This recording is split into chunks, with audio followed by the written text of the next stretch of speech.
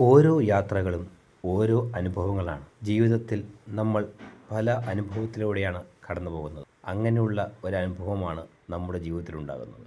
കഴിഞ്ഞ ദിവസം ഞാൻ കമ്പംമേട് മുതൽ മൂന്നാർ വരെയും മൂന്നാറിൽ നിന്ന് നേര്യമംഗലം വരെയും ഒരു ചെറിയ യാത്ര നടത്തുന്നു. ആ യാത്രയുടെ വിവരണങ്ങളാണ് ഇന്ന് നിങ്ങൾ കാണുന്നത്. എത്ര മനോഹരമായ പുൽവയലുകളും മലകളും എത്ര മനോഹരമാണ്.